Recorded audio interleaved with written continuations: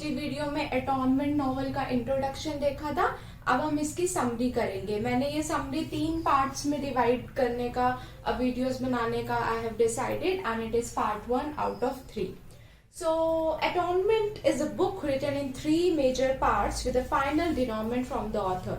Denouement होता है जब चीजें रिजॉल्व होने लगती है। किसी भी मूवी में आप देखते हैं सबसे पहले स्टार्टिंग होती है, beginning where the characters are introduced, then it goes to the peak when their problems are at the peak, जब उनकी समस्याएं पूरी चरम सीमा पे होती है और तो धीरे धीरे कैसे रिजॉल्व होने लगती है। तो दैट इज डेनॉर्मेंट, जब चीजें उलझी हुई चीजें सुलझने लगती है। So part 1 tells the story of one day or night in 1935 at the Tallis family. तो 1935 की बात कर रहे हैं हम टैलिस के फैमिली की, टैलिस के परिवार में। Part 1 tells the story of one day or night in 1935 at the Tallis family estate north of London, England. तो इस जगह का नाम याद रखना बहुत जरूरी है, estate north of London, England. कई बार क्योंकि यूजीसी नेट एग्जामिनेशंस में हम देखते हैं कि प्लेस पूछ लेते हैं आपसे, तो प्लेस क्या है, किस सेटिंग में नोवेल रखा गया है, estate north of London, England. Okay, it focuses on Briony Tallis. ये नोवेल जो है ब्रायनी टैलिस जो मेन कैरेक्टर है, हमने अपनी पिछली वीडियो में भी देखा था, जो प्रोटैगनिस्ट है 13 ईयर ओल्ड, उस पे फोकस है. द यंगेस्ट डॉटर ऑफ 3 बच्चों में से जो यंगेस्ट डॉटर है, ये मैंने थोड़ा सा फ्लो चार्ट बनाया है. सबसे छोटी डॉटर ब्रायनी टैलिस, उससे बड़ी सिसिलिया टैलिस और सबसे बड़ा जो बेटा है वो लियोन टैलिस है. और इनकी मदर है एमिली टैलिस. तो ये एम मतलब मदर और एफ मतलब फादर. तो इनके फादर कौन है, यानी एमिली टैलिस के हस्बैंड इज जैक टैलिस. तो आप इसका स्क्रीनशॉट ले सकते हैं ताकि आप ये करेक्टर्स वगैरह कहीं अपनी नोटबुक में या कहीं नोट डाउन कर लें, because all this characters, the canvas of this novel is filled with all this characters. So she has written a play to be performed at dinner for the homecoming of her brother Leon. तो अब ये play decide करती है, और play का नाम क्या है, ट्रायल्स ऑफ एराबेला. और वो सोचती है कि लियोन टैलिस, उसके भाई की जब घर वापसी होगी तो उसकी सेलिब्रेशन में I will perform that play. So before the play can be properly rehearsed, Briony witnesses a scene. इससे पहले क्या होता है कि प्ले रिहर्स हो जाए. अब प्ले रिहर्स में भी कौन इसकी हेल्प करता है, cousins who are staying with the Tallises, जो टैलिस के घर पर ही रह रहे हैं. अब ये कजन्स कौन है, ये क्विंसी फैमिली के कजन्स हैं. अब हमने देखा ये टैलिस फैमिली की पूरी सेटिंग थी, लेकिन बीच में क्विंसी फैमिली, इसमें जो बड़ी बेटी है इनकी लोला क्विंसी, और जैक्सन और पेरियट क्या है, ट्विंस हैं दोनों. और जब ये टैलिस फैमिली में अराइव करते हैं तब ये महज 9 साल के होते हैं. अब आपको एक क्वेश्चन आएगा कि ये कजन्स यहाँ पे रहते क्यों, इनके घर like they used to live in their own house, जैसे हम सभी अपने घर में रहते हैं. अब इनके घर में क्विंसी फैमिली में एक बहुत बड़ी प्रॉब्लम होती है. प्रॉब्लम क्या होती है कि जो इनके पेरेंट्स हैं उनके बीच डिस्प्यूट है, there is the conflict between their parents and hence they are divorced. तो ये बहुत सैड सिचुएशन है. लाइक हरमोइन इनकी मदर है एम से, और एफ से I said father, so Cecil. तो सिसिल क्विंसी एंड हरमाइन जो क्विंसी इन दोनों की डाइवोर्स की जो सिचुएशन है वो आ गई और इनके केसेस चल रहे हैं. So it is very much difficult for these parents to keep their children in their home. So that's why they are living in the Tallis family. यही एक कारण है जिसकी वजह से ये पूरी फैमिली नहीं, ये यहाँ के बच्चे टैलिस फैमिली में रह रहे हैं. So Bryony witnesses a scene between her older sister Cecilia and the son of the family, charwoman Robbie Turner. चारवुमन जो हमने बताया था कि हाउस मेड वहाँ पे काम करती है, तो वहाँ पे जो उसका सन है रॉबी टर्नर, और उसका रॉबी टर्नर की मदर का नाम क्या है, ग्रेस टर्नर. ये भी आपको याद रखना है. तो सिसिलिया टैलिस असल में रॉबी टर्नर से प्यार करती है, and Robbie Turner also love Cecilia टैलिस.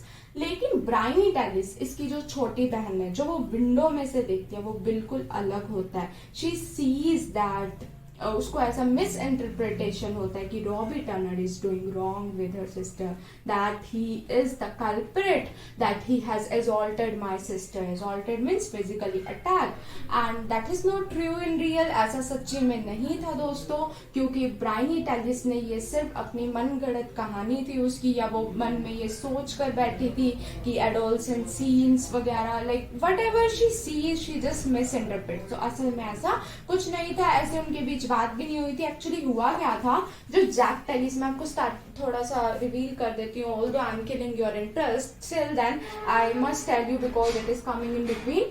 तो हुआ क्या था कि जो ये रॉबी टर्नर है, और ये ना वेस एक वास तोड़ देता है और इसके हाथ से टूट जाता है. तो ये सिसिलिया अब ये वेस इतना क्यों जरूरी है, एक इसमें एक ये भी कहा गया कि जब से वो वास टूटा तब से फैमिली में बुरी चीजें होने लगी. तो it is a symbol, it is a bad luck, it is a symbol of bad luck जब वो टूटा, और उससे पहले गुड लक था. तो जैक टेलिस जो है वो इनके फादर का नाम है हैरी टेलिस, मतलब सिसिलिया टेलिस के ग्रैंडफादर कौन है, हैरी टेलिस. तो जैक टेलिस के एक बड़े भाई हैं जिनका नाम है क्लेम.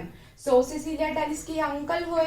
तो अब जो अंकल क्लेम है, जैसा कि नॉवेल में लिखा हुआ है, इनको अंकल क्लेम करके हम करते हैं, इनको बुलाते हैं. तो इनका वेस है, तो ये वेस इनको मिला था जब इन्होंने फैमिली में आर्मी में सर्व किया था, और एज अ रिवॉर्ड इनको मिला था जब इन्होंने किसी फैमिली को सेव किया था. अब ये वेस रॉबी टर्नर द्वारा टूट जाता है. तो Sicilia is very much now sad कि दैट वेस हैज फॉलन इनटू दैट तो वो पूरा फाउंटेन सीन था.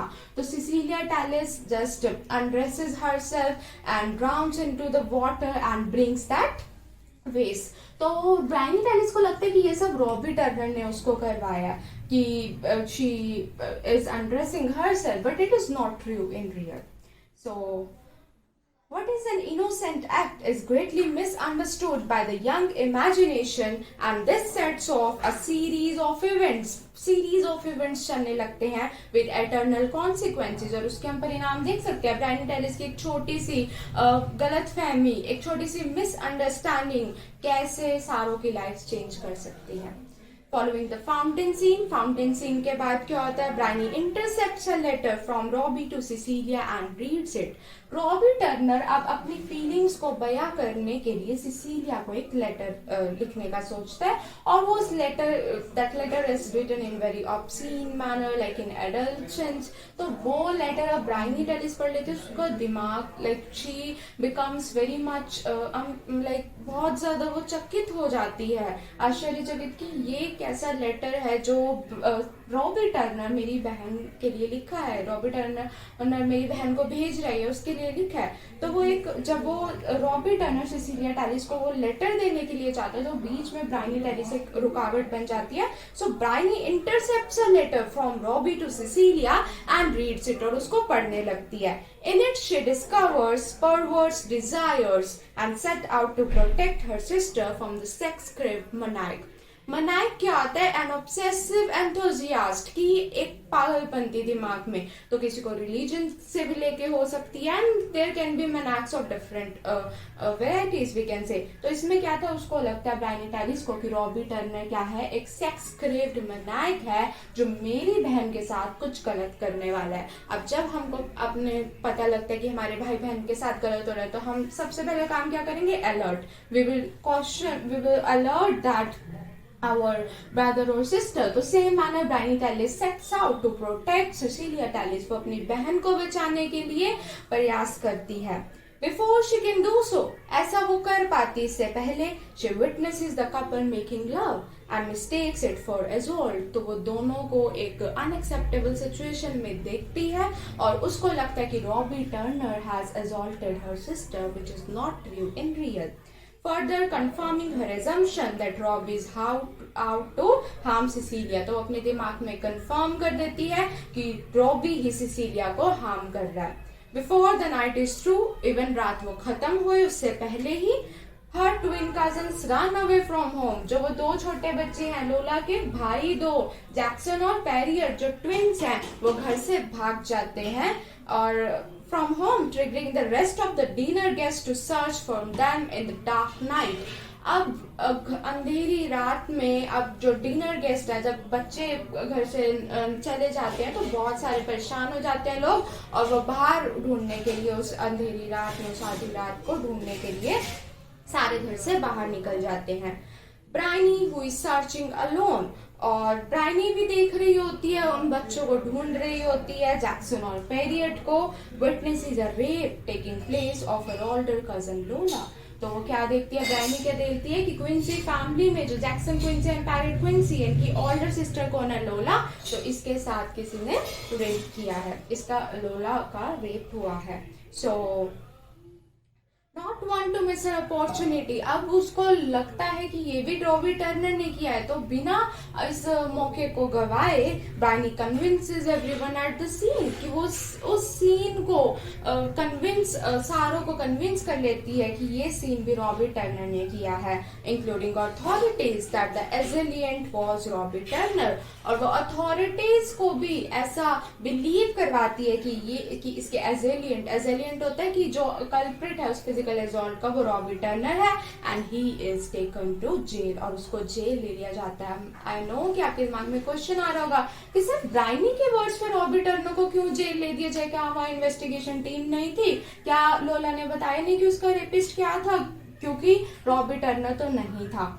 अब इसमें एक सस्पेंशन ऑफ बिलीफ है जो सैमुअल कॉलरिज ने दिया है, जिसका मतलब होता है जब हम चीजों को मान लेते हैं बिना किसी इलॉजिकल थिंकिंग लगाए, क्योंकि इन अ नॉवल कुछ चीजें हमको वैसे ही माननी पड़ती है जैसे राइटर ने लिखी है. वी एज्यूम कि only on believing the words of Briony Tallis Robbie Turner commits a crime of raping Lola which is not in real. So this is part 1. Thank you very much. I hope you have liked this part 1 and stay tuned for part 2 and